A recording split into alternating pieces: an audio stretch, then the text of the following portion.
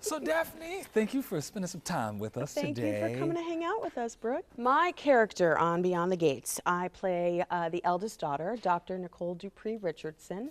I say that she is the grounded, rooted tree of the family. She is calm, she is sensitive, she is the person that everybody comes to when they have a problem, or she goes and she puts her little 2 cents in because she's like, I know how to fix this, let's go, I'm gonna make you right. And yeah, she is empathetic, sympathetic, she's grounded, but she's also a product of both her mother and her father. I don't know if you've met my parents yet. So she is strong, she is powerful, she doesn't take no BS.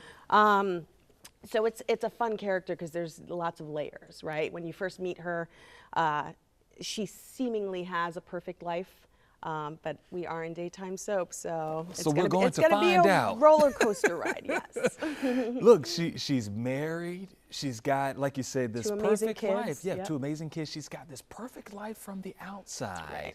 Why do you think people are going to be able to see this character and say, that kind of reminds me of myself, before we get into all of the drama, maybe, right? Well, you know, the one thing I've said about every character on this show, I feel like everyone watching will be able to relate to somebody. I'm the caretaker, right? I'm the mama. I mean, we have a few mamas, but I'm very mama bear. I want to take care of everybody. And like I said, when you start really peeling the onion of who Nicole is, she's real, right? She has her anxiety issues and her perfectionist issues, right? Like that comes from somewhere. She wants to, she wants to take care of everybody, but she also sometimes needs to remember to take care of herself. So, what has it been like for you working on the set? And I know you have experience in soap operas and whatnot. So how does this experience compare to maybe some of the work that you've done in the past? Well, it's funny because when we first started, I told all the youngins, I was like, do not look at me as a veteran. I am a student. I will be a student till the day that I die. I come on set and I watch everybody because it's a craft. You're learning. It's a muscle. You have to work it out. So I pay attention to everybody, and I'm like, oh, okay, I like what they did there. I like that choice. But yeah, it's amazing. I always love being a working actor. Who doesn't? But being on this set, first of all, it's brand new, right? I've never done that part. Everybody has been absolutely amazing. Everybody loves what they do. They're just great human beings. So it makes it fun to come and work those 12, 14-hour days. What would you say has been the best part of working on this set? People are amazing. First started out with our executive producers, Julie Carruthers, Sheila Ducksworth, Michelle Valjean. You immediately felt the love, and I was like, oh, this is going to be a good place. And then to know what we're doing, being the first Black-led soap opera in history, being the first soap opera in new soap opera in 25 years, all of those things make it just so exciting. It's so interesting because we all had the grandparents that knew at 12, 1, 2 p.m., whatever it was, don't talk to me. It's time for me to watch my stories. I was going to say my stories, yes, but I was one of those. I literally had been watching all my children One Life to Live General Hospital since I was 4 years old because my auntie watched me.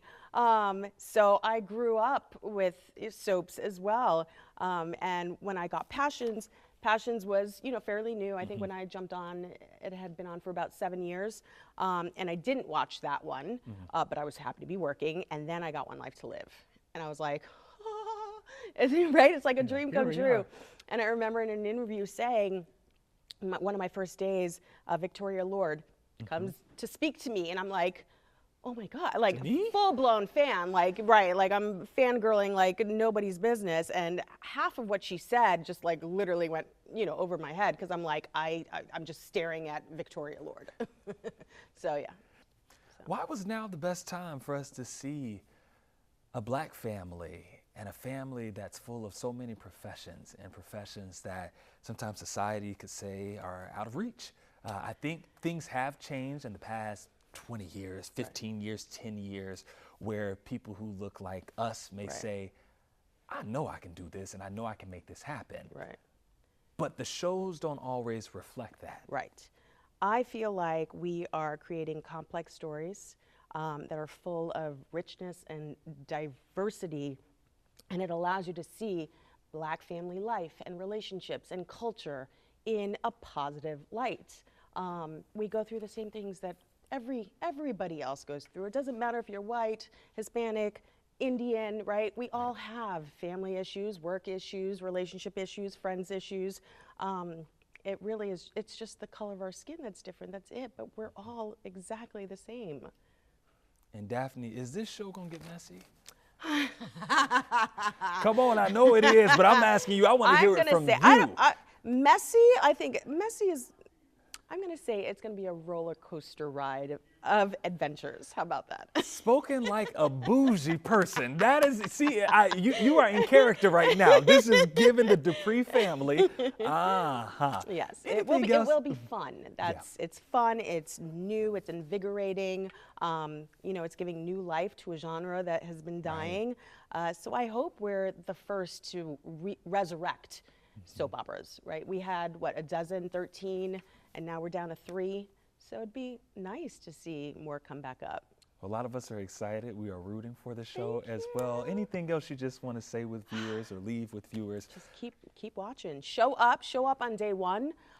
We need the viewership, because if the numbers aren't there, we go bye-bye. And I don't want to hear anybody be like, wait, but what happened? Well, were you watching? Did you tell all your friends to watch? Tell all your friends to watch.